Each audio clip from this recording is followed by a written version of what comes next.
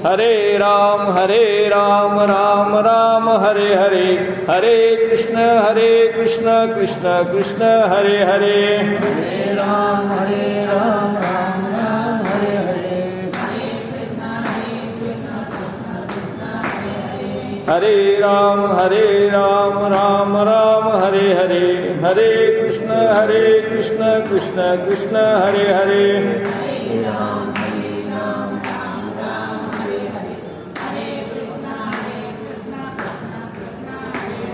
हरे राम राम राम हरे हरे, हरे कृष्ण कृष्ण कृष्ण हरे हरे,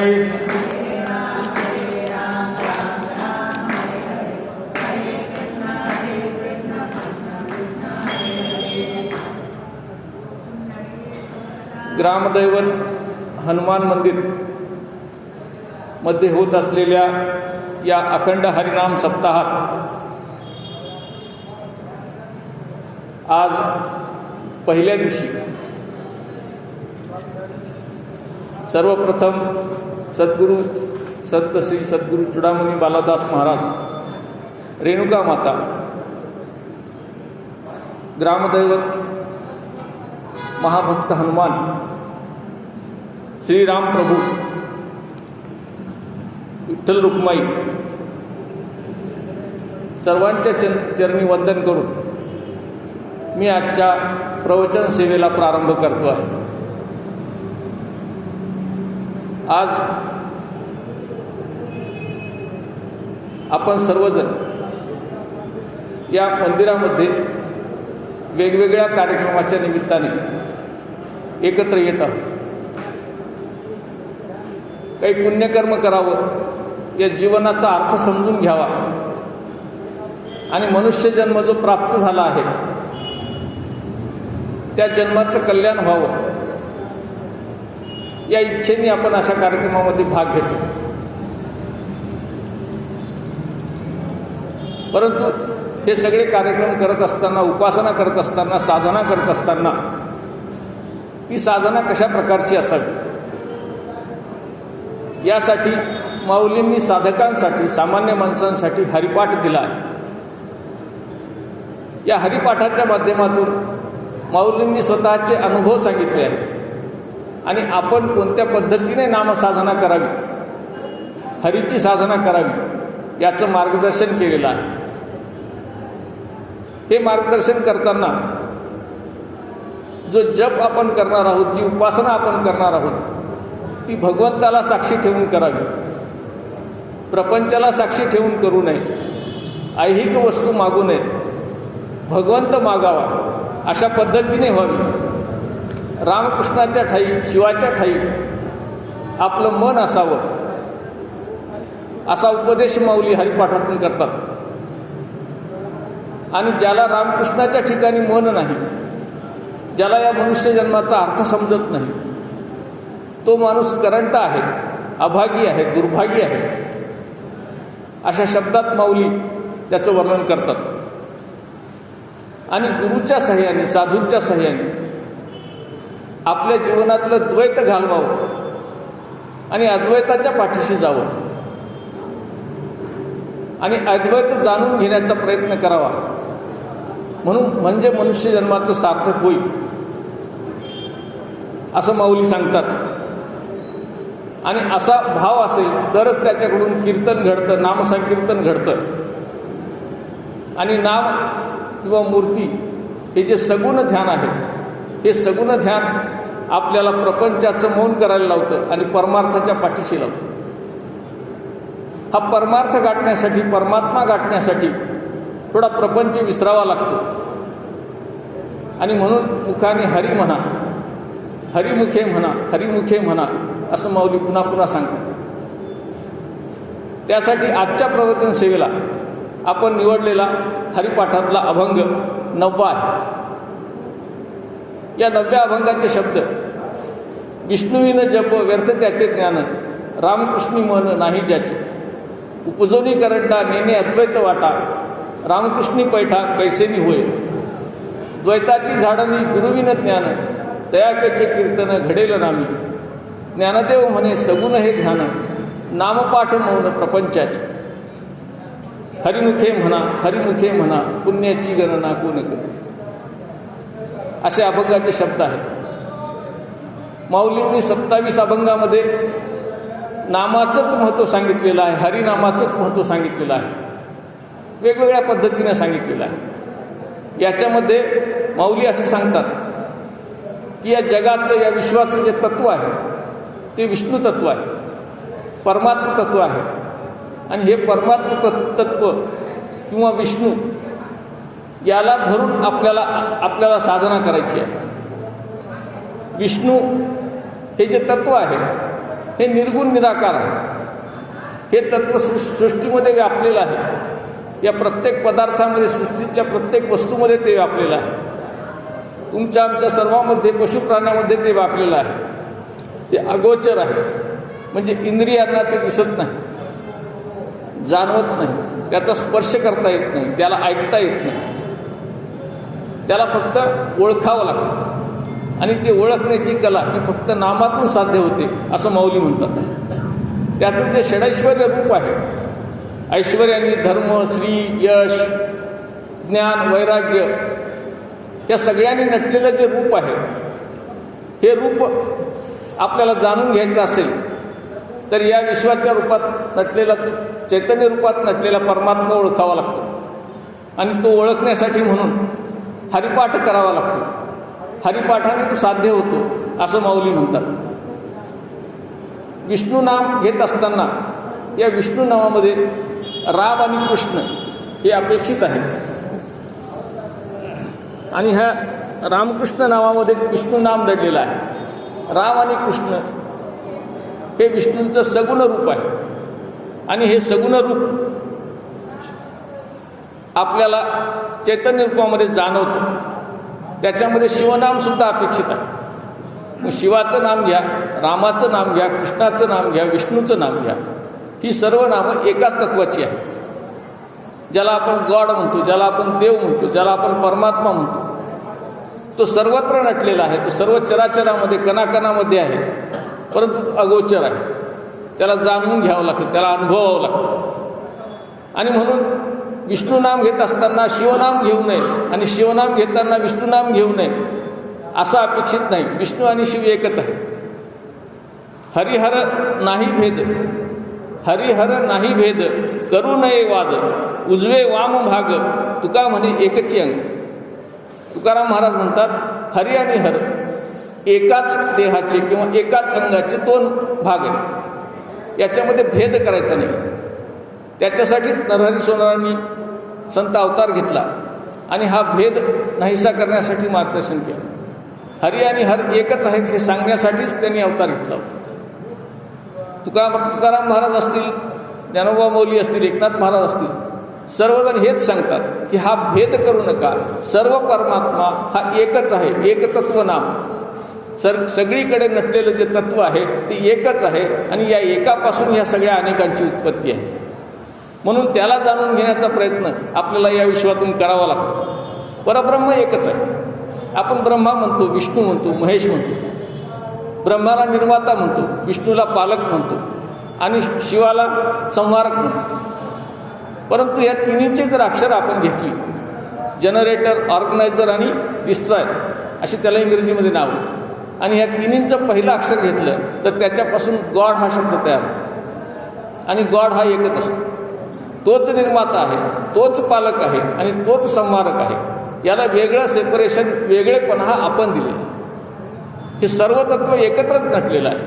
म्हणून आपण ज्या कोणत्या परमात्म्याची भक्ती करू ती एकाच परमात्म्याची करायची आहे आणि त्याच परमात्म्याला जाणून घ्यायचं आहे. विष्णू नामाची जी साधना आहे किंवा नामसाधना जी आहे ती करायची कशासाठी? तर आपल्याला आपल्या प्रपंचाचा विसर पडावा आणि परमात्म्याची आठवण येईल.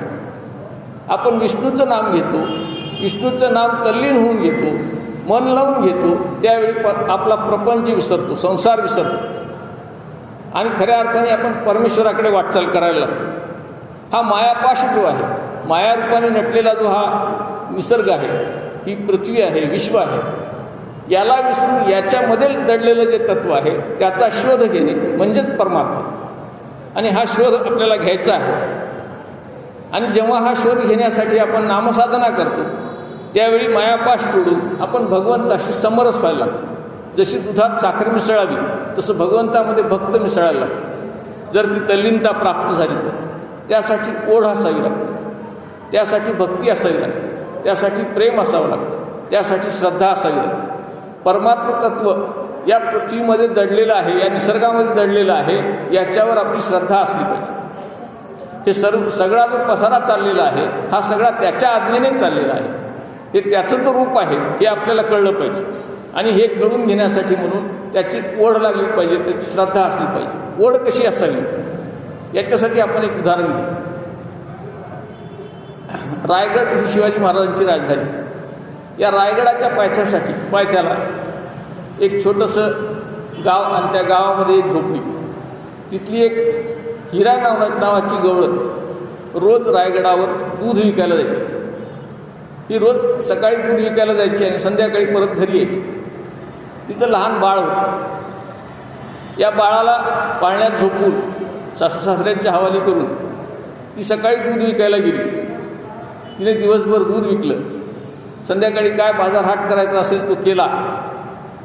परंतु त्या कामामध्ये घाईमध्ये दिवस मावळलेला तिच्या लक्षात आला नाही आणि गडाचे दरवाजे बंद झाले. एकदम आवाज केला गेला, तोफा उडवल्या गेल्या आणि दरवाजे बंद करण्यात आले.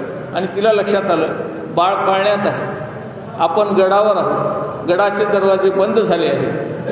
ती गेली, तिथल्या द्वारपालांना विनंती केली की माझं बाळ पाळण्यात आहे, मला घरी जाऊ द्या, थोड्या वेळासाठी दरवाजा उघडा. ते किल्ल्याचे दरवाजे राजाच्या आज्ञेने बंद झालेले, राजाच्या आज्ञेशिवाय उघडता येत नाही.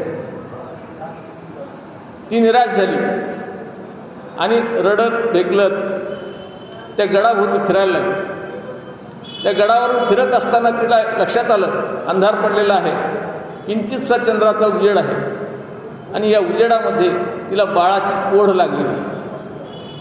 अशी ओढ लागल्यामुळे तिला स्वतःच्या जीवाची पर्वा वाटली नाही. तिने एक कोपरा पाहिला, एक कडा पाहिला आणि त्या कड्यावरून खाली उतरायला सुरुवात केली.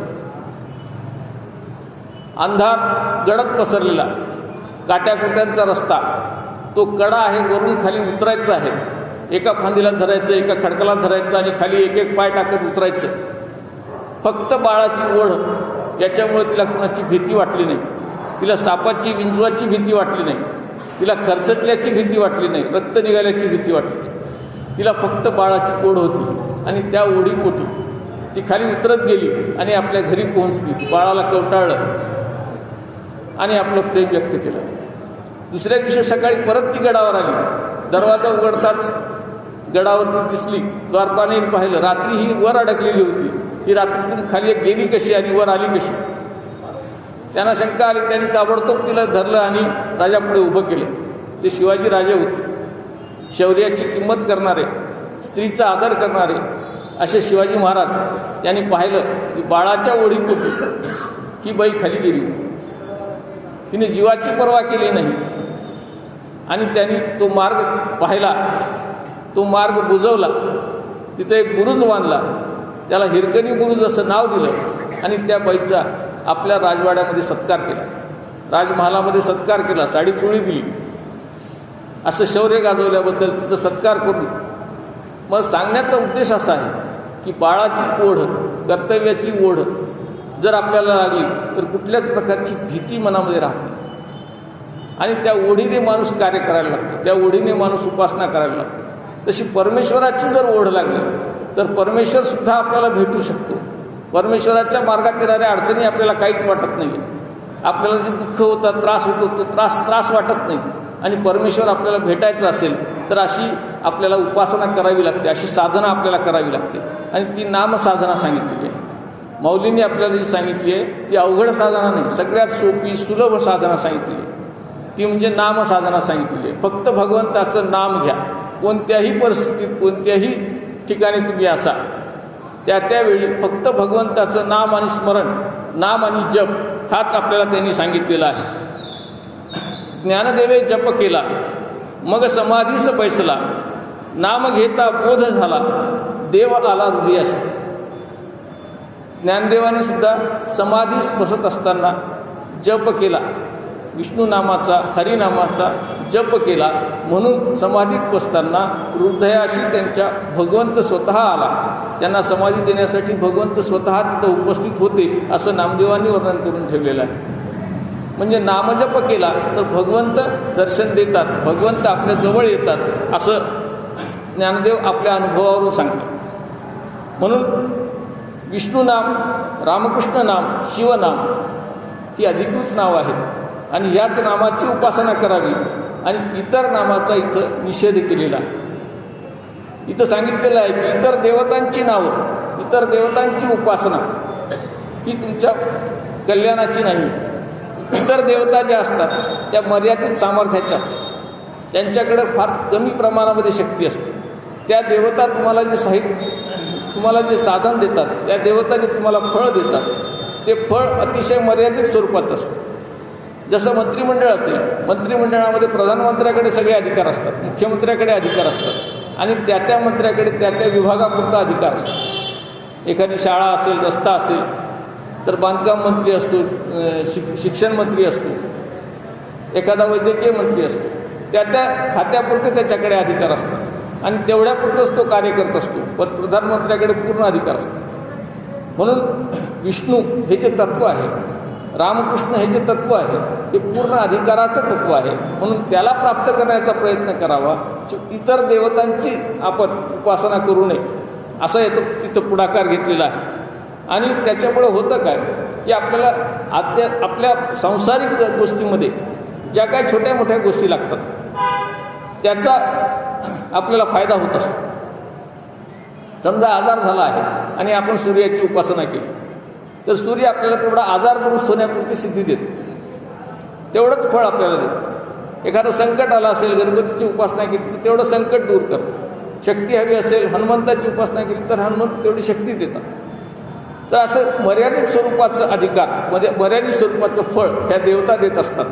आणि जर आपण विष्णूची, रामाची, कृष्णाची उपासना केली तर त्यांच्या ठिकाणी आपल्याला प्रवेश मिळतो, वैकुंठात आपल्याला प्रवेश मिळतो आणि जन्ममरणाच्या फेऱ्यातून आपण बाहेर पडतो. म्हणजे मोक्षफळ जर पाहिजे असेल तर आपल्याला विष्णू नामाची उपासना करावी लागते. आणि जर इतर आपण देवतांची उपासना केली तर मर्यादित स्वरूपाचं फळ मिळतं आणि आपली आध्यात्मिक प्रगती थांबते. म्हणजे आपल्याला आजार दुरुस्त झाला की मग आपण देवाला विसरतो, आपल्याला पाहिजे तेवढं सोनं मिळालं की आपण देवाला विसरतो, आपलं घर बांधणं झालं की देवाला विसरतो.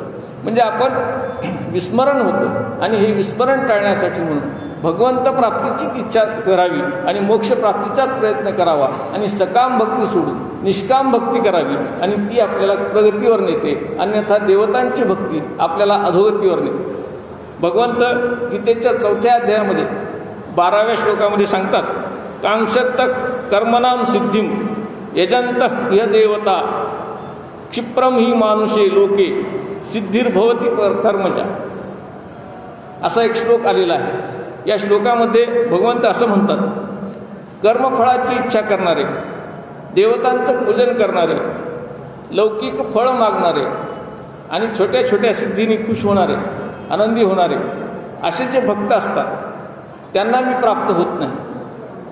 मी कुणाला प्राप्त होतो तर तप, ध्यान, समाधी करून थोडक्यात जे फळ मागतात त्यांना प्राप्त न होता जे उत्कट अभिलाषेने माझी भक्ती करतात, जे उत्कटतेने माझी भक्ती करतात, मला प्राप्त करण्याचा प्रयत्न करतात, माझी नामसाधना करतात, माझ्यावर खरी दृढ भक्ती असते, माझी खरी उपासना करतात, अशाच लोकांना, अशाच भक्तांना मी प्राप्त होत असतो. आणि तसा भक्त होण्याचा प्रयत्न आपण करावा असं भगवद्गीतेमध्ये त्यांनी सांगितलेलं आहे. भगवंत आणि देवता याच्यामध्ये काय फरक आहे तर भगवंत हे पित्याप्रमाणे असतात आणि देवता ह्या दुकानदाराप्रमाणे असतात. देवतांना काही मूल्य दिलं, थोडी उपासना केली, काही दानधर्म वगैरे केला, थोडी उपासना केली की देवता प्रसन्न होतात आणि आपल्याला फळ देतात. परंतु भगवंत अशाने प्रसन्न होत नाही. भगवंत हे पित्याप्रमाणे असतात. जसं दुकानदार एखाद्या वस्तूचं मूल्य घेतो आणि ती वस्तू मागेल ती वस्तू त्याला देतो, तसं देवता देतात. म्हणजे चाकू पाहिजे असेल तर चाकू देतात, चाकूचे दुष्परिणाम सांगत नाही.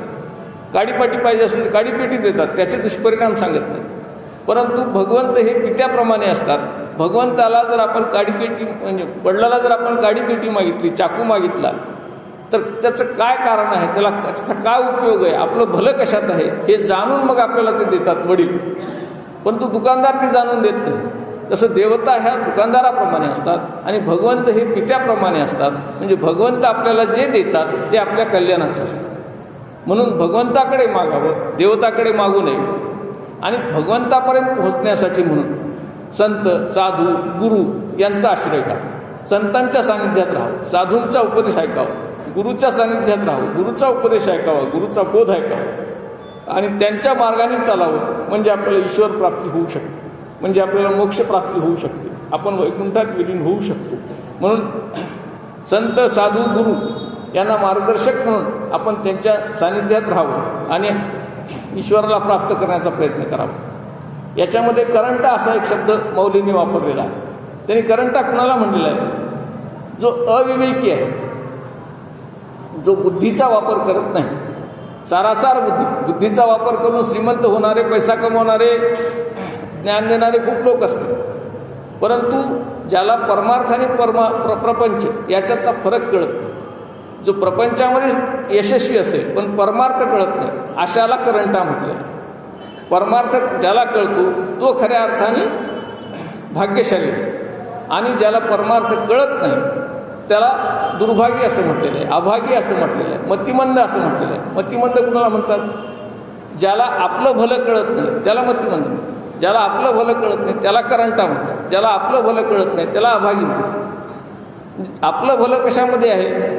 आपलं भलं हे भगवंताच्या प्राप्तीचं साधन करण्यामध्ये आहे, साधना करण्यामध्ये आहे. हे ज्याला कळत नाही, बाकी सगळं कळतं, परंतु भगवंत प्राप्तीची साधना ज्याला कळत नाही त्याला करंटा असं म्हटलेलं आहे. आणि त्याच्यामुळे होतं काय की ज्या 4 मुक्ती आपल्याला सांगितलेल्या आहेत, सरूपता, समीपता, सलोकता आणि सायुज्यता, या 4 मुक्तीतल्या सायुज्यता मुक्तीपासून अशी व्यक्ती दूर राहते. आणि ही जी दूर राहते, परमात्म्यापासून दूर राहते, सायुज्यता मुक्तीपासून दूर राहते, त्या व्यक्तीला करंटा म्हटलेला आहे. म्हणून मनुष्यजन्म आपल्याला का प्राप्त झाला आहे याचा विचार करायला जो शिकतो त्यालाच विवेकी असं म्हटलेलं आहे. मनुष्यजन्म का प्राप्त झाला आहे? आपण जन्माला का आलो? आपण बैल का झालो नाही? आपण गाय का झालो नाही? आपण कुत्रा का झालो नाही? आपण इतर का प्राण्याच्या जन्माला का गेलो नाही? तर ते सगळे जन्म आपले झालेत. आपण जे काही पापभोग असतील ते भोगलेले आहेत आणि ईश्वराने आपल्याला त्याला प्राप्त करून घेण्यासाठी म्हणून मनुष्यजन्म दिला आहे. मनुष्यजन्म एकच जन्म असा आहे की ज्याच्यामध्ये आपण बुद्धी वापरू शकतो, ज्याच्यामध्ये आपण परमात्मा ओळखू शकतो. कुत्र्याला सांगितलं परमात्मा ओळख, तर परमात्मा काय असतो त्याला माहीत होणार नाही, बैलाला माहीत होणार नाही, गाईला माहीत होणार नाही, वाघाला, सिंहाला माहीत होणार नाही, हत्तीला माहीत होणार नाही. फक्त मानव जन्म असा एकच जन्म आहे की ज्याच्यामध्ये आपल्याला मनुष्य जन्मामध्ये परमात्मा ओळखण्याची शक्ती आहे. आणि भजन, कीर्तन हे इतर प्राणी करतात का? करत. आहार, निद्रा, भय, मैथून या 4च गोष्टी त्यांना माहीत असतात. त्यांना जेवायचं, झोपायचं आणि स्वतःचं संरक्षण करायचं एवढंच माहीत असतं, बाकी काही माहिती नसतं. पण आपल्याला याच्या पुढचं माहिती आहे. आपल्याला पुढचा जन्म आहे, मागचा जन्म होता, आपण हे जन्ममरणाच्या फेऱ्यात आहोत आणि आता संधी आपल्याला आलेली आहे. आत्ता दरवाजा आपला उघडलेला आहे भगवंतापर्यंत जाण्याचा. मंदिरात जाण्याची संधी आपल्याला फक्त मानव जन्मात. हे आपल्याला कळायला लागलं म्हणजे आपण खऱ्या अर्थाने विवेकी झालो. माऊलींच्या मते आपण विवेकी केव्हा होतो? जेव्हा आपल्याला परमात्मा कळाला, परमात्म्याच्या वाटेवर आपण जायला लागतो, त्यावेळी खऱ्या अर्थाने आपण विवेकी होतो. द्वैत आणि अद्वैत याच्यातला फरक आपल्याला कळायला लागतो. द्वैत म्हणजे प्रपंच आणि परमार्थ, परमात्मा आणि हा संसार याच्यातला फरक आपल्याला कळायला लागतो. तेव्हा आपण खऱ्या अर्थाने सौभाग्याचं जीवन जगायला लागतो. हे सौभाग्य फक्त मानव जन्मात आपल्याला प्राप्त झालेलं आहे. आपण खूप पुण्य केलं, तर पुण्य केल्यानंतर किंवा मृत्यू आल्यानंतर काय म्हणतो आपण? त्यांना स्वर्गलोक प्राप्त व्हावं. स्वर्गलोकसुद्धा एक प्रकारचा शाप आहे, रेशमी फास आहे. स्वर्गलोकात गेल्यानंतर आपण तिथले सगळे भोग भोगतो, सुख भोगतो, पण पुन्हा मानव जन्मात येतो, पुन्हा जन्म घ्यावा लागतो, पुन्हा गर्भवासी व्हावं लागतं. तर हे न होता आपल्याला पुन्हा गर्भवासी न होता, पुन्हा जन्म न घेता वर एक शेवटचं मोक्षप्राप्ती ज्याला आपण म्हणतो किंवा परमेश्वर प्राप्ती जे म्हणतो, की ती करून घ्यायची असेल तर स्वर्ग नको, मृत्यूलोक नको, फक्त वैकुंठ लोक आपल्याला मिळाला पाहिजे. आणि त्याच्यासाठी मनुष्यजन्म आहे. आणि हा मनुष्यजन्म साधनेने आपण सिद्ध करू शकतो किंवा साधनेने आपण परमात्मा प्राप्त करू शकतो. साधनेविना जर हा जन्म गेला, ज्याने आयुष्यभरात परमेश्वराचं नावच घेतलं नाही, परमात्म्याच्या पायाच पडला नाही, मंदिरात गेला नाही, कधी कीर्तन भजन केलं नाही, त्याचा जन्म व्यर्थ गेला, त्याचा जन्म वाया गेला असं माऊली म्हणतात. आणि हा जन्म वाया घालायचा नसेल तर ज्या क्षणाला आपल्याला जाणीव झाली त्या क्षणापासून आपण भगवंताची भक्ती, नामाची साधना करण्याचा प्रयत्न करावा. आणि अशा व्यक्तीला, जो अभक्त आहे, जो नाव घेत नाही, जो मंदिरात जात नाही, अशा व्यक्तीला रामकृष्णांच्या ठिकाणी जागा कशी मिळेल? रामकृष्णी पैठा कैसेनी होय असं म्हटलेलं आहे मौली. त्याला रामकृष्णाच्या ठिकाणी प्रवेश मिळणारच नाही. प्रवेश पाहिजे असेल तर त्यांचं नाव घ्यावं लागतं, त्यांची भक्ती करावी लागते आणि आपलं जीवन हे त्यांना समर्पित करावं लागतं. समर्पित कसं करावं लागतं? तुकाराम महाराज एका अभंगामध्ये सांगतात, मन हे मोगरा अर्पुनी ईश्वरा पुनरुपी संसारा येणे नाही. मन हे मोगरा अर्पुनी ईश्वरा पुनरुपी संसारा येणे नाही. मन हे शेवंती देऊ भगवंती पुनरुपी संस्कृती येणे नाही. मन हे तुळशी देऊ ऋषिकेशी पुनरुपी जन्म येणे नाही.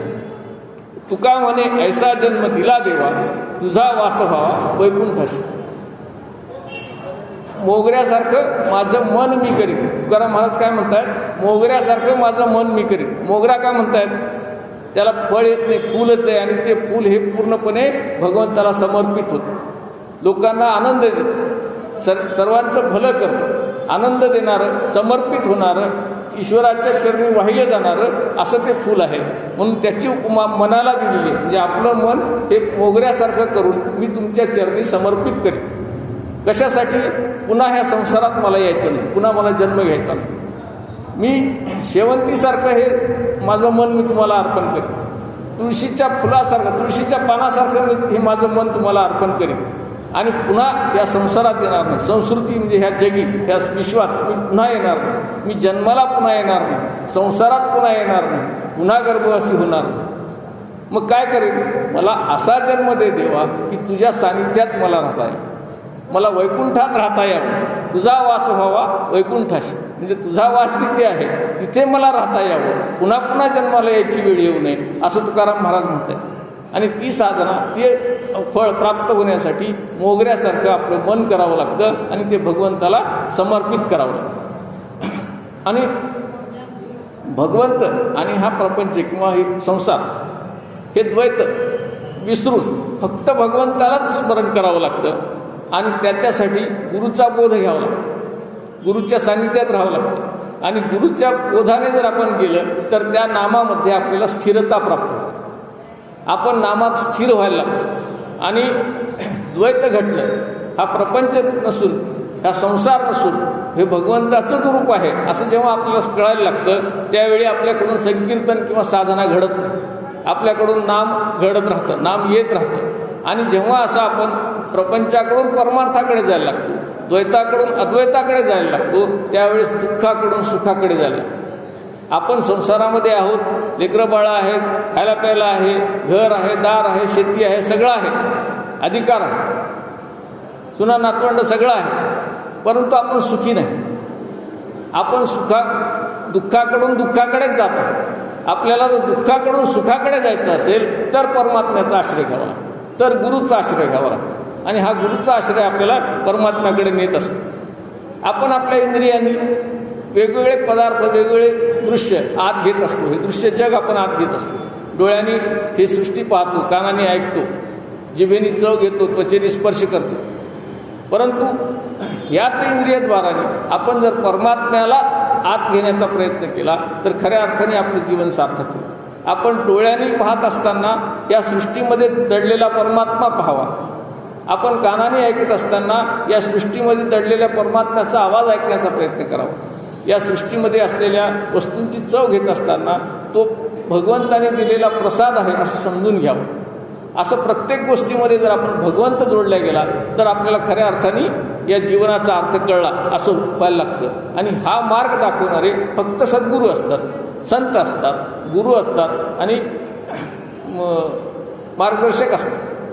तेच आपल्याला हा मार्ग दाखवू शकतात. म्हणून जास्तीत जास्त वेळ त्यांच्या सानिध्यात राहावं आणि नामसाधना करावी. आणि नामसाधना अशी करावी की त्याच्यामध्ये आपलं ध्यान लागलं पाहिजे. ध्यान कसं लागतं? तर आपण स्वतःला विसरून जाणे म्हणजे ध्यान लागेल. स्वतःला विसरणे म्हणजे ध्यान लागेल. मग याच्यासाठी काय करावं लागतं? तर नामात एकाग्र व्हावं. नामात एकाग्र होणे म्हणजे काय? जेव्हा आपण नाम घेतो त्यावेळेस नामाशिवाय आणि नामीशिवाय म्हणजे परमेश्वराशिवाय दुसरं काहीही दिसलं नाही पाहिजे. फक्त परमात्मा दिसला पाहिजे, दुसरं काहीच दिसलं नाही पाहिजे. ते कसं दिसू शकतं? आपण एकाग्रता म्हटलं की एकलव्याचं उदाहरण घेऊ. द्रोणाचार्यांनी एकलव्याला विद्या देण्यास नकार दिला. तो राजघराण्यातला नव्हता. मग त्यांनी काय केलं? जंगलामध्ये गेला आणि द्रोणाचार्यांचा पुतळा तयार केला आणि त्या पुतळ्याला साक्ष ठेवून मन एकाग्र करून आपण धनुर्विद्या प्राप्त केली. ती इतर शिष्यापेक्षा अर्जुनापेक्षाही श्रेष्ठ अशी प्राप्त केली. कशामुळे? फक्त एकाग्रतेमुळे आणि गुरुला समोर ठेवल्यामुळे. तसं गुरुला समोर ठेवून, परमात्म्याला समोर ठेवून आपण जर एकाग्र मनाने नाम घेतलं तर आपल्याला ती एकाग्रता प्राप्त होते आणि आपल्याला ती सिद्धी प्राप्त होते. आणि नाम हे सर्वस्व मानलं पाहिजे. आपल्या जीवनाचं सर्वस्व हे कुठल्याही वस्तूमध्ये नाही, कुठल्याही इतर सुखामध्ये नाही, फक्त नामात आहे. म्हणून नाम हेच माझं तारक आहे, नामाशिवाय मला कोणीही तारू शकत नाही. ही भावना ठेवून नाम आपण सातत्याने घेतलं पाहिजे. आणि त्याच्यासाठी कासाविस्ता झाली पाहिजे. म्हणजे नामाशिवाय दुसरं काहीच सुचायचं नाही. दुसरा काही विचार आला की आपल्याला दुःख झालं पाहिजे. आणि एकच गोष्ट समोर दिसली पाहिजे, फक्त नाम आणि नामी म्हणजे देव, एवढंच दिसलं पाहिजे, दुसरं काही दिसलं नाही पाहिजे. कसं होतं? कासाविस्ता कशी असते? एक माणूस प्रवास करत होता, सकाळी गाडीमध्ये बसला एस टीमध्ये आणि तिकीट काढायला गेला. तेव्हा लक्षात आलं की आपल्या खिशात 500 रुपयाची नोट आहे, चिल्लर नाही. आणि तिकीट काढलं तरी एक 80 रुपये 120 रुपये तिकीट असेल आणि 500 रुपयाची नोट कंडक्टरला दिली आणि कंडक्टरने तिकिटाच्या पाठीमागे लिहून दिली 500 रुपयाची नोट आली किंवा काय 420 रुपये परत करायचे. ते त्यांनी घेतले ते तिकीट आणि घाईमध्ये तो तसाच उतरला, पैसे घ्यायचे विसरला. आता काय होतं बघा? कासाविसी लागते माणसाला, तळमळ लागते. माझे 420 रुपये कंडक्टरकडे राहिले. मग तो काय करतो? त्या कंडक्टरला गाठण्यासाठी रात्रंदिवस प्रयत्न करतो. दुसऱ्या दिवशी त्याच वेळेला तिथं बस स्टँडवर जातो. दुसऱ्या सगळ्या गाड्यामधून उतरणाऱ्या कंडक्टरकडे पाहताना काय म्हणतो? हाच तो कंडक्टर असेल का? प्रत्येक माणसाला पाहताना त्याला ते कंडक्टर दिसतो. तसं आपल्याला देवाची तळमळ लागली, देवाची कासाविशी लागली तर प्रत्येक माणसाला देव दिसायला सुरुवात. आणि मग काही दिवसानंतर काय होतं? अचानक तो कंडक्टर समोर येतो आणि हा म्हणतो, ह्या तिकिटावर तुम्ही पैसे लिहून दिलेत. आणि तो कंडक्टर पण म्हणतो की मी सुद्धा तुम्हाला शोधत होतो, तुमचे पैसे द्यायचे तुम्हाला माहीत आहे. आणि मग तो त्याला पैसे परत करतो आणि त्याला खऱ्या अर्थाने समाधान प्राप्त होतं. तसं समाधान आपल्याला भगवंताला प्राप्त केल्यावर होईल की नाही? भगवंताची तळमळ लागल्यावर होईल की नाही? म्हणजे भगवंतसुद्धा तुम्हाला त्या कंडक्टरप्रमाणे शोधत येतो. भगवंतसुद्धा तुमच्या शोधात असतो, भक्ताच्या शोधात असतो. म्हणून भगवंताला शोधण्याचा आपण प्रयत्न करावा. भगवंत आपल्याला शोधत येतो आणि दोघांची गाठभेट होते. त्यावेळी खऱ्या अर्थाने परमानंद होतो, परमसुख होतं. असं परमसुख होण्यासाठी कासाविशी झाली पाहिजे, तळमळ लागली पाहिजे, ओढ लागली पाहिजे. अशी ओढ लागावी आणि त्याच्यासाठी म्हणून ओढ लागावी, आपल्याला त्याचा नाद लागावा, छंद लागावा. याच्यासाठी म्हणून मंदिर असतं, याच्यासाठी म्हणून गुरु असतात, याच्यासाठी म्हणून फोटो असतो. आपण तो समोर ठेवावा. आणि कशासाठी? कारण आपण काहीच समोर नसताना जर चिंतन करायला सुरुवात केली तर वेगवेगळे विचार येतात, वेगवेगळे नावं, वेगवेगळे चेहरे आपल्यासमोर यायला लागतात. एकच चेहरा आपल्यासमोर राहावा म्हणून छोटीशी मूर्ती ठेवावी, छोटीशी प्रतिमा ठेवावी किंवा मंदिरात बसावं आणि साधना करावी. म्हणजे आपल्याला परमेश्वर दिसायला लागतो, आपल्या मनश्चक्षूपुढे तो तळायला लागतो, ती प्रतिमा आपल्यासमोर यायला लागते. आणि त्याच्यासाठी म्हणून आपल्याला माऊलींनी हरिपाठ दिलेला आहे. हा हरी दिसावा याच्यासाठीच हरिपाठ दिलेला आहे. या हरिपाठाचं जर आपण पठण केलं तर त्याच्यामध्ये एक प्रकारचा ताल आहे. लक्षात घ्या, आपण म्हणत असताना हरिमुखे म्हणा, हरिमुखे म्हणा, एका विशिष्ट तालामध्ये आपण म्हणत जातो. आणि हे तालामध्ये म्हणत गेलं की आपण स्वतःला विसरायला लागतो, त्याच्यामध्ये तल्लीन व्हायला लागतो. जसं कीर्तनामध्ये, भजनामध्ये आपण तल्लीन होतो, तसं हरिपाठामध्ये सुद्धा तल्लीन होतो आणि हळूहळू आपण समाधी लागायला लागतो. त्यालाच समाधी म्हणतात, त्यालाच योग म्हणतात. आणि ही समाधी आपल्याला परमसमाधान, परमसुख मिळवून देते. ही तल्लीनता आपल्याला हरिपाठाच्या माध्यमातून प्राप्त होऊ शकते.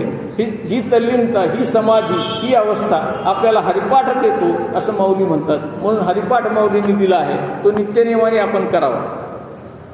त्याच्यासाठी, तो समजून घेण्यासाठी गुरुच्या सानिध्यात राहावं, संतांच्या सानिध्यात राहावं, साधूंच्या सानिध्यात राहावं, सिद्ध पुरुषांचा आपण बोध घ्यावा. आणि म्हणजे आपल्याला हरिमयता प्राप्त होते. आपण हरी व्हायला लागतो, हरीबरोबर राहून राहून आपण हरी व्हायला लागतो. त्याच्यासाठी फक्त नाम घेणं पुरेसं आहे का? नामाबरोबर आपलं वर्तन पण तसंच असलं पाहिजे. आपण एखादा आजार झाल्यानंतर औषध घेतो. आता औषध घेतल्यानंतर परत आंबट तिखट आपण खाऊ नका असं डॉक्टर सांगतात की नाही? मग आपण पथ्य पाळतो. थंड पाण्याने स्नान करतो का ताप आल्यावर? नाही करत. काही पथ्य पाळावी लागतात. तशी पथ्य आपल्या वर्तनात पण आपल्याला पाळावी लागतात.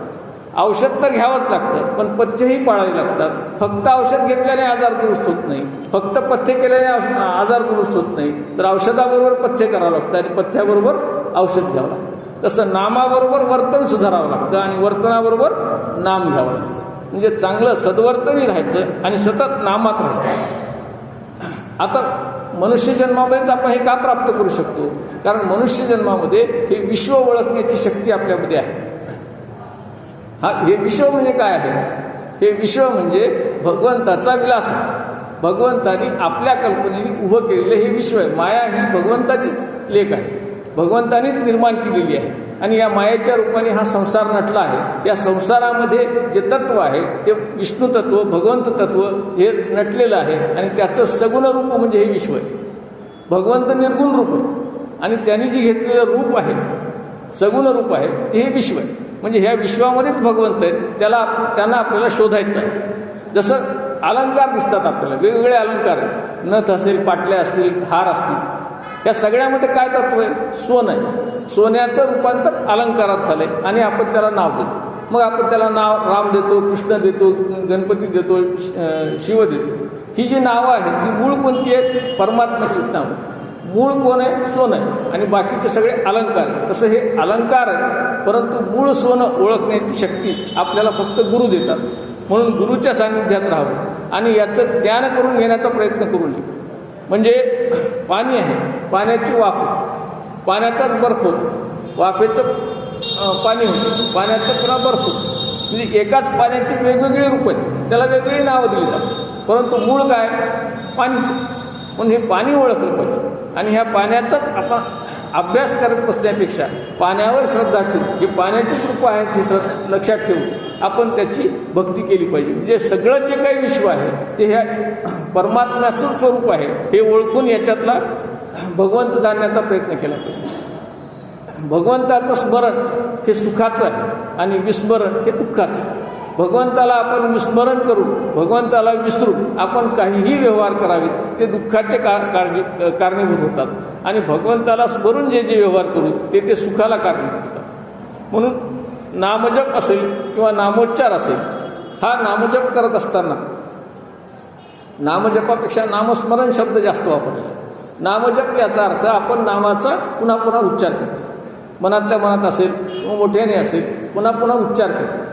हा उच्चार करत असताना जर स्मरण केलं, म्हणजे आपण ज्या नावाचा उच्चार करतो आहोत त्या नावाची मूर्ती, त्या नावाचा भगवंत आपल्या समोर उभं राहायला पाहिजे. आपण रामकृष्ण हरी म्हणतो तेव्हा रामकृष्णाच्या मूर्ती आपल्या समोर उभं राहायला पाहिजे. त्याला नामस्मरण असं म्हणतात. फक्त नाम घेणे याचा अर्थ आपलं मन तिथं आहे असं होत नाही. तर नाम घेत असताना जर त्यांचं स्मरण झालं, ते आपल्यासमोर नजरेसमोर उभे राहिले, तर आपण खऱ्या अर्थाने स्मरण केलं असं होतं. आणि जेव्हा आपण नामोच्चार करतो, मोठ्या मोठ्याने नाव घ्यायला लागतो, त्यावेळेस आपण भगवंताच्या जवळ जायला, भगवंत आपल्या जवळ यायला लागतात. म्हणून नामोच्चार करत असताना पुंडलिक वरदा असं मोठ्याने म्हणत असताना भगवंत पुंडलिक वरदा आपल्या समोर उभे आहेत असं आपल्याला दिसायला लागतं. आणि आपण त्याच्या समीप जात आहोत, समीपता मुक्ती साध्य करत आहोत असं व्हायला लागतं. म्हणून प्रपंच मौन करावा, नामपाठ मौन प्रपंचाचे असा शब्द वापरलाय. म्हणून प्रपंच मौन करावा आणि परमार्थ जागा करावा. प्रपंच विसरून ईश्वरावर दृढ श्रद्धा ठेवून त्याच्याशी एकरूप होण्याचा प्रयत्न आपण करावा. आणि तोच खरा भक्त आहे जो प्रपंचाला विसरतो आणि भगवंताकडे धाव घेतो. तो खरा भक्त आहे ज्याचं मन हे विष्णू ध्यानात लपलेलं आहे. विष्णू ध्यानामध्ये मन लागलेलं आहे, ज्याचं मन रमलेलं आहे आणि नामासोबत ज्याला रूप दिसतं आहे, ज्याला नामासोबत रूप दिसतं आहे तो खरा भक्त. सुंदर ते ध्यान उभे विटेवरी करकटेवरी ठेवून या, तुळशी हार गळा कासे पितांबरा आवडे निरंतर हेच ध्यान. असं आपण जेव्हा म्हणतो तेव्हा तुळशी हार घातलेला, मोत्यांच्या माळा घातलेला, मकर कुंडल त्याच्या कानामध्ये आहेत, ज्याचे चरण विटेवर आहेत, कटेवर कमरेवर हात दिलेले आहेत, अशी मूर्ती आपल्यासमोर जेव्हा हे सुंदर ते ध्यान म्हणताना उभं राहते त्यावेळी खऱ्या अर्थाने आपण भगवंताला आळवतो आहोत. अन्यथा सुंदर ते ध्यान म्हणतो आहोत आणि आठवतं दुसरंच काहीतरी शेतातलं एखादं काम, तर ते कामाचं नाही. तर स्मरण करत असताना भगवंताची मूर्ती आपल्यासमोर आली पाहिजे. सावळे सुंदर रूप मनोहर असं आपण म्हणतो. सावळं रूप आणि त्याला सुंदर म्हणतो, त्याला मनोहर म्हणतो. म्हणजे ते रूपसुद्धा, दगडाची मूर्तीसुद्धा आपल्याला आपली वाटायला लागते, आपल्याला ती भगवंताच्या रूपात दिसायला लागते. ती मूर्ती जी सावळी मूर्ती आहे ती मनोहर वाटायला लागते. त्यावेळेस खरं आपलं त्याच्यावर प्रेम आहे असं म्हणता येईल. त्यावेळेस खरं आपल्याला भगवंत पाहिजेत अशी इच्छा आपल्याला झाली आहे असं म्हणता येईल. आणि म्हणून गुणरहित असलेला, निर्गुण असलेला, गुणरहित म्हणजे ज्याच्या आपण जे सृष्टीमध्ये जेवढे पदार्थ आपण सगळे पशु प्राणी जेवढे आहेत त्या सगळ्यांच्यामध्ये गुण आहेत. सत्व रज आणि तम या 3 गुणांनी युक्त असलेला सगळे पदार्थ. फक्त भगवंतच असे आहेत की ज्यांना कुठलेही गुण नाही, निर्गुण आहेत, अगुण आहेत. असे भगवंत आपल्याला या सगुणातून प्राप्त करायचे. सगुणातून प्राप्त करायचे ते निर्गुण प्राप्त करायचे. सगुणाकडून निर्गुणाकडे जायचे. आपण मूर्तीतून भगवंताकडे जायचं. मूर्ती ही सगुण आहे, मूर्ती ही समोर आहे, मूर्ती ही दिसते आहे. त्या दिसणाऱ्या मूर्तीकडून न दिसणाऱ्या भगवंताकडे आपल्याला जायचं आहे. त्याच्यासाठी नामसाधना सांगितलेली आहे. आणि म्हणून जर आपण अशी नामसाधना केली तर आपल्याला सगुण रूपामध्ये भगवंत दर्शन देतात. म्हणजे भगवंतांनी जे जे अवतार घेतलेले आहेत ते सगुण रूपात घेतले, परंतु त्यांना गुण कोणतेही चिकटलेले नाही. रामाचा अवतार घेतला रावणाचा वध करण्यासाठी, भक्तांच्या रक्षणासाठी घेतला. रामाचा अवतार झाला हनुमंताच्यासाठी झाला, भरताच्यासाठी झाला, शत्रुघ्नासाठी झाला, दशरथांसाठी झाला. सर्व भक्तांच्यासाठी रामाचा अवतार झाला. गोपिकांसाठी कृष्णाचा अवतार झाला. अनेक राक्षसांना मारण्यासाठी अवतार झाला, कंसाला मारण्यासाठी अवतार झाला. म्हणजे भक्तांच्या रक्षणासाठी आणि दुष्टांच्या निर्दालनासाठी भगवंतांनी सगुण रूपामध्ये अवतार घेतला आणि आपल्या भक्तांना दर्शन दिलं. तसं दर्शन जसं नरसिंह अवतार आहे, प्रल्हादांच्या उद्धारासाठी नरसिंहाचा अवतार झाला, बळीच्या उद्धारासाठी वामनाचा अवतार झाला. असा अवतार घेऊन किंवा त्या रूपामध्ये आपल्यालाही सगुण रूपामध्ये दर्शन होऊ शकतं. परंतु ते निर्गुण रूपात आहेत हे जाणून सगुण भक्ती आपल्याला करावी लागते आणि आपल्याला ते प्राप्त करून घ्यावे लागतं. वसुदेव देवकीच्या पोटी श्रीकृष्ण रूपामध्ये त्यांनी जन्म घेतला. पहिल्यांदा कसे आले? ज्यावेळी त्या तुरुंगामध्ये कैदेमध्ये वसुदेव देवकी होते कंसाच्या, त्यावेळी त्यांना जन्म घ्यायचा होता. ते आले ते चतुर्भुज रूपात आले. चतुर्भुज रूपामध्ये शंख चक्र पद्म गदा सगळं सुदर्शन चक्र घेऊन ते समोर आले. वसुदेव देवकींना त्यांनी दर्शन दिलं, मी तुमच्या पोटी जन्म घेतो आहे असं सांगितलं. आणि मग त्यांनी बाळ रूप धारण केलं. ते म्हणजे ते पाहिजे ते रूप घेऊ शकतात. भगवंत निर्गुण जरी असले तरी सगुण रूप घेऊ शकतात, भक्तासाठी घेऊ शकतात, भक्तासाठीच घेतात. म्हणून भक्ती करणाऱ्यांनी तेवढ्या समर्पित भावनेने केली पाहिजे. समर्पित भावनेने भक्ती केली की भगवंत आपल्याला दर्शन देतात.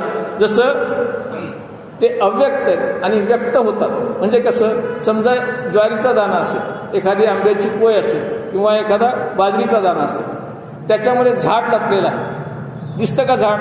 नाही. परंतु ज्यावेळी आपण हे जमिनीमध्ये पेरतो, त्याला पाणी घालतो, पृथ्वी आप तेज वायू आकाश याचं त्याला सान्निध्य लाभतं आणि त्याच्यामधून एक रोप जन्माला येतं आणि पुढं त्याचं रूपांतर झाडामध्ये होतं. झाड कुठं होतं? मग कोळीमध्ये होतं. आंब्याचं मोठं झाड एका कोळीमध्ये दडलेलं होतं, ते अव्यक्त होतं आणि ते झाडाच्या रूपाने व्यक्त झालं. म्हणजे तसं दडलेलं झाड हे व्यक्त होतं. म्हणजे निर्गुण ब्रह्म हे सगुण रूपामध्ये आपल्याला दर्शन देऊ शकतं जर आपण तशी नामसाधना केली तर. आपण काय करतो? पण नामजप करण्याच्या ऐवजी मंत्रजप करतो.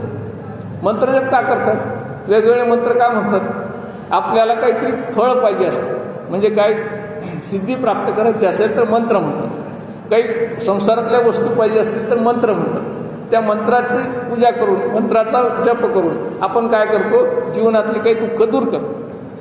त्याच्याऐवजी नामजप केला तर ही दुःख तर आपोआप दूर होतातच, किंवा झाली तरी आपल्याला जाणवत नाही. आपण समजा नाम घेतो आहोत, नामसाधना करतो आहोत आणि पायाला कळ लागली, जाणवत नाही. जर आपण ते जसं हिराला वाटलं होतं, वरून उतरताना तिला खूप यातना झाल्या, खूप त्रास झाला, रक्तांगातून गळायला लागलं, पण त्याची जाणीव झाली नाही. त्याचं कारण काय होतं, तिचं ध्येय सगळं बाळगलं लागलं. तसं आपलं ध्येय जर परमात्म्याकडे असेल तर आपल्याला पण ही दुःख जाणवत नाही. म्हणून मंत्रजप करायची गरज नाही, नामजप करा असं माऊली सांगतायत. आणि आपल्याला जे ह्या मंत्रजपातून फळ मिळतं ते शुद्र फळ मिळतं. ते शुद्र फळ आपल्याला आध्यात्मिक फळ प्राप्त करून देत नाही, अध्यात्म प्राप्त करून देत नाही, मीची ओळख करून देत नाही, मनुष्य जन्माचं सार्थक करणारं नसतं. म्हणून नामसाधना करावी. या मंत्रसाधनेच्या ऐवजी नामसाधना करावी आणि नामसाधना करून आपल्या वासनांचं निर्मूलन करावं, आपल्या पापाचं निर्मूलन करावं, आपल्या अज्ञानाचं निर्मूलन करावं आणि आत्मज्ञान प्राप्त करून घ्यावं. आत्मज्ञान याचा अर्थ माझ्यातला मी कोण आहे याची ओळख करून घ्यावी. म्हणजे माझ्यातला मी हा परमात्माच आहे याची जाणीव आपल्याला होते. आणि हा अनुभव माऊली आपल्याला आपल्या या अभंगातून सांगतात, हरिपाठातून सांगतात, हरिनाम साधनेतून सांगतात. हरिनाम साधना केली तर आपल्याला असा परमात्मा प्राप्त होऊ शकतो, हरी प्राप्त होऊ शकतो, असा उपदेश माऊली हरिपाठातून करतात. म्हणून सर्वांनी हरिपाठ करावा, ही साधना करावी आणि माऊलींनी जो सांगितलेला उद्देश आहे तो उद्देश प्राप्त करून घ्यावा. परमात्मा सर्वांना प्राप्त व्हावा, सर्वांच्या तोंडी हरिपाठ यावा अशी इच्छा व्यक्त करून आपण सर्वांनी ही सेवा माझी मान्य केली, आपण ऐकून घेतली, त्याबद्दल आपण सर्वांना धन्यवाद देतो. काळीभाऊंनी मला ही संधी प्राप्त करून दिली.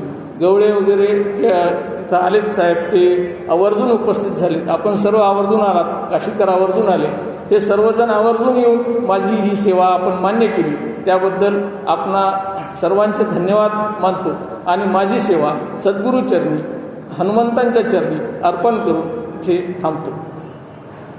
यानंतर पसायदान होईल, माऊलींचं पसायदान आपण सर्वांना मागू आणि त्याच्यानंतर हा कार्यक्रम संपू. आता विश्वात्मके देवे येणे वाक्यज्ञ तोषावे, तोषो निमद द्यावे पसायदान हे. जे खळांची व्यंकटी सांडो तया सत्कर्मी रती वाढो. भूता परस्परे पडो मैत्र जीवांचे, दुरितांचे तिमिर जाहो. विश्वस्वधर्म सूर्य पाहो, जो जे वांछिल तो ते लाहो. प्राणी जात वर्षत सकळ मंगळी, ईश्वर निष्ठांची मानली आळी. अनवरत भूमंडळी भेट तुया भूता, चला कल्पतरूंचे आरव. चेतना चिंतामणीचे गाव, बोलते जे अर्णव पियुषांचे. चंद्रमे जे अलांछन, मार्तंड जे तापहीन. ते सर्वाही सदा सज्जन, सोय रे होतू किंबहुना सर्व सुखी. पूर्ण होई त्रिलोकी, भजिजो आदिपुरुषी अखंडित. आणि ग्रंथोपजीविये, विशेषी लोकीये. दृष्टादृष्ट विजय होवावेजी. एथ मने श्री विश्वेश्वराहो, हा होईल दान पसाहो. येणे वरे ज्ञान देवो सुखिया जारा. येणे वरे ज्ञान देवो सुखिया जारा. येणे वरे ज्ञान देवो सुखिया जारा. जय जय रघुवीर समर्थ.